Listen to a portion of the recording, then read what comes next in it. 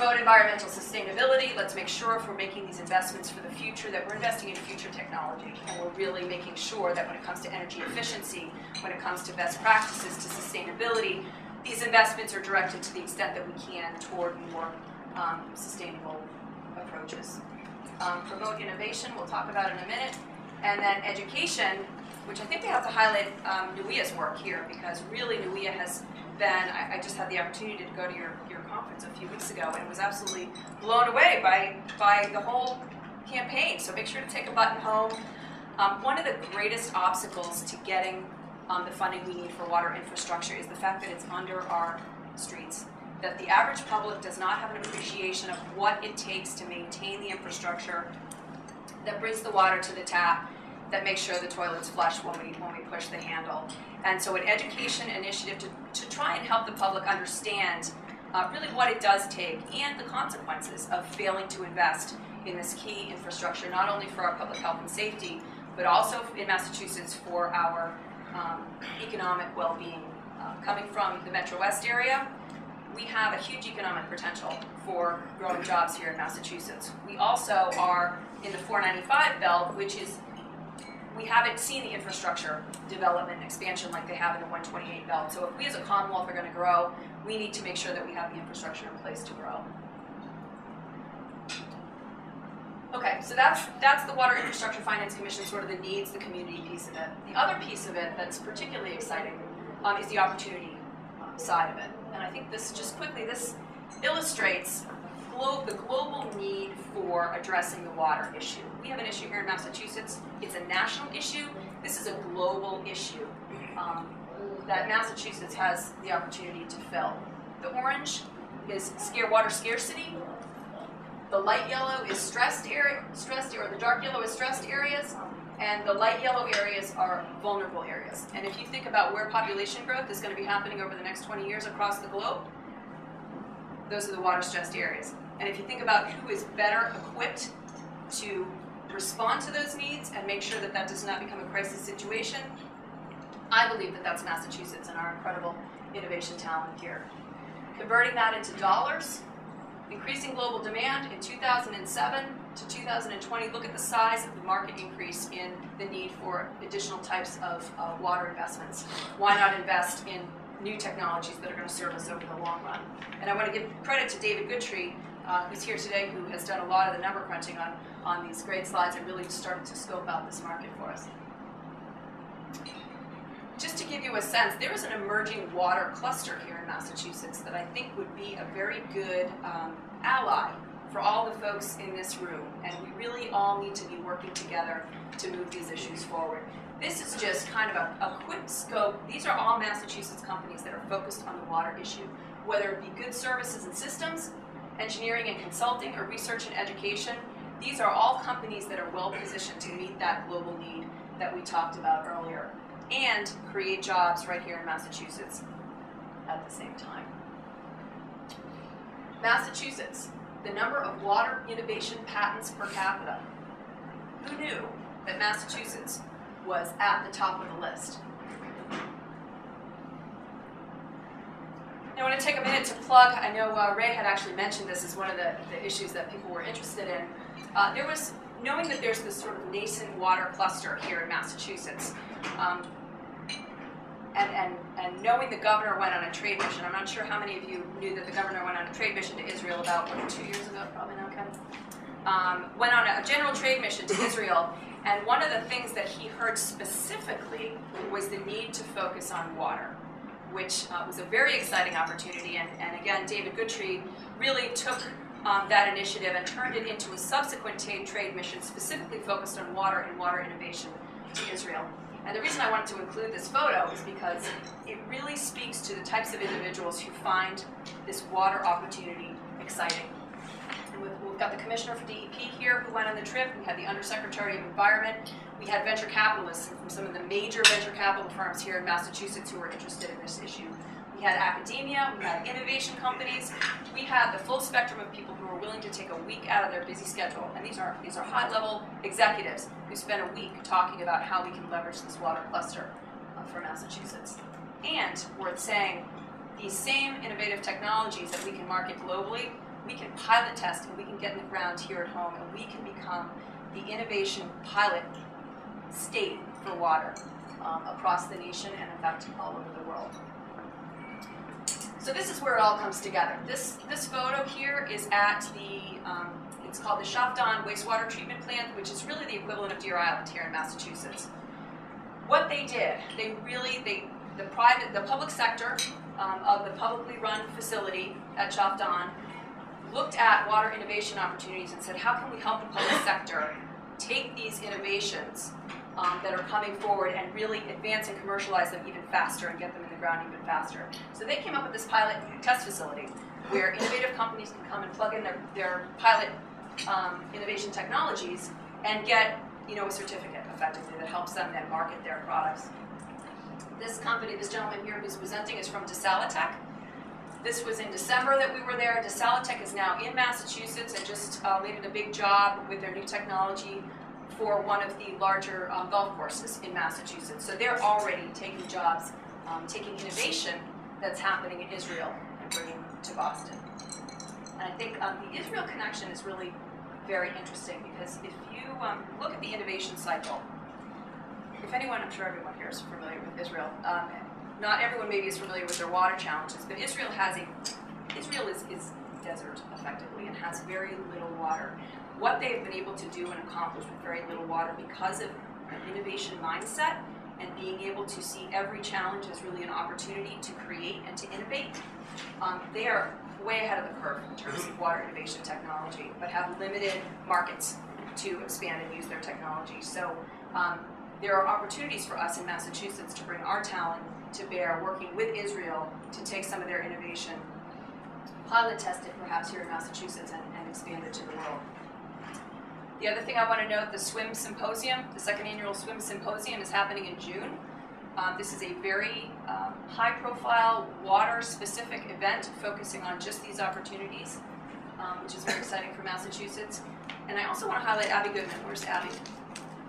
Abby's in the back of the room, and Abby has a little card she can pass out to you. Abby, in the wake of the Water Infrastructure Finance Commission, Abby has really started to pull together an alliance of everyone who's interested in water, and a lot of the folks probably who are in this room, around trying to make progress on water. So I would encourage you to get in touch with Abby, and if you're interested in getting involved with the alliance, to do that.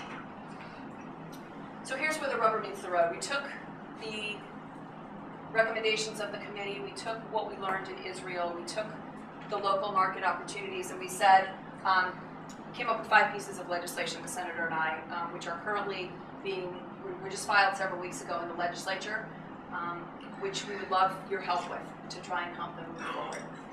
Quickly, the first one of them, which is really kind of the cornerstone piece, has to do with funding. So we took the $200 million recommendation that I presented at the beginning and the 40-40-20 split, and it actually puts that into legislation. So we would authorize a $2 billion bond bill over the next 10 years to put $200 million a year into water infrastructure that would go to municipal water projects. There's a second bill relative to best management practices, which asks DEP to go in and clarify and define what the best management practices are for municipalities with respect to water, and offer some guidance in terms of how to set up an enterprise fund, what is required of an asset management plan and things like that to help communities get those in place. Act relative to implementing watershed-based permitting. That could probably be a conversation in itself.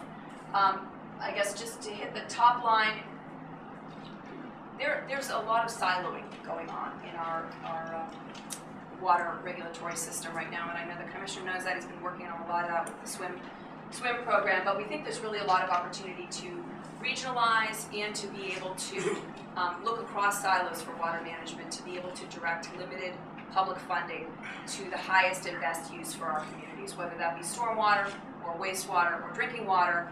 The regulatory approaches should recognize that at the end of the day we need to get the best environmental and the best public health value for our dollar at the state level. And the issue of primacy, which many of you may have heard about, is sort of wrapped into that watershed-based approach.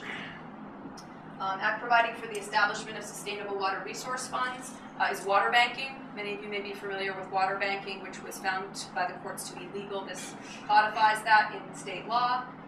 And an act to promote innovative water management takes that picture that you saw at Shafdan with the pilot test facility and proposes to do a similar facility at MWRA, which will really support and promote our water innovation here in Massachusetts and hopefully improve and increase the availability of innovative technologies and reliable innovative technologies, proven innovative technologies to our municipalities to start getting their water needs met. How can you help? Support the legislation, engage your association in conversations just like this to get behind progress, support Abby's efforts and the Alliance, and you're certainly welcome to get in touch with Abby and find out how you can be helpful. And social media. One of the things that David taught us in Israel is to make sure to tweet about everything we do. And so I have been tweeting a lot about water, and I tweeted a lot about water from that trip, and it was amazing. You start to really build a water community, and in terms of getting things done on the legislative side, clearly advocacy and mobilizing your supporters is critical to making something happen. So any efforts that you can bring to bear would be appreciated. So, and that's it. Are there any questions? And I'm sure I've run far over time. Fine. Representative, I have a quick question. There's a proposal the governor has put before the legislation for funding for transportation, and it's in the billions of dollars. And it depends on who you talk to. They say it's dead on arrival. Some people say it's very much alive. I'm an optimist. I hope it's very much alive. So you have that, and then you have on top of that what we want to do here, which I think is even more critical than transportation. I won't say that to the other half of my company, but it's more critical. Can you handicap the chances? I mean, I've never been to the horse track, but I thought it was a pretty good handicapper. Can you handicap? Well, I'll just say our odds got a lot better when the Senate President made it one of her priority items for this legislative session. So there's clearly a lot of discussion about this. The Cape has tremendous needs. And Cape Cod has urgent, immediate needs for dealing with their water infrastructure. So I think that will certainly be a significant catalyst to getting things done and certainly makes the issues very front and center. I think if you look at the convergence of factors, where we've got, talking about infrastructure, the transportation infrastructure is already on the radar. To talk about infrastructure more broadly is an comparably easier sell. And again, with the Senate President's support, I think we've got a better than 50-50 chance of getting something done. I really think that it's going to come down to the extent to which the legislature hears from and understands the critical needs from the communities and understands that where this falls in the priority list. And that's really up to all of you in this room and any community officials that you may work with. That's phenomenal. Thank you very much.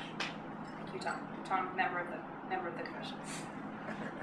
Representative, on the 40-40-20 split for the 40% grants, 40% loans, I would imagine that there'd be a bull rush coming through the door for the 40% for the grants. How would that be handled, and would it go through the commissioner's office? If so, I'll sit closer to them. I get the seat. Actually, the guy that you want to be sitting next to is back there. Nate with the Water Pollution Abatement Trust. The existing SRF loan program, we didn't want to create a whole new infrastructure to deal with this, so we really relied on what was there, which was the SRF program, essentially. So the grant program, there are criteria the legislation assigns to how that money is going to be dispersed. One of the primary considerations is going to be the affordability factor that we talked about. So there was a dramatic difference in rates across the Commonwealth. Some were charging very, very low rates. Some were charging, really up at that 2.5% of the median household income.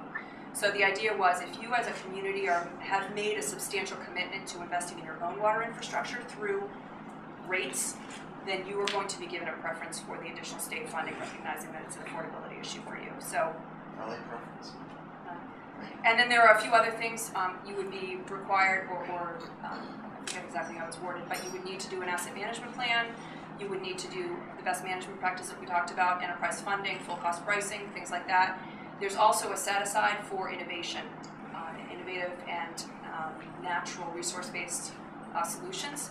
So if you are one of those communities who maybe is willing to look at something that is not mainstream technology, but very promising.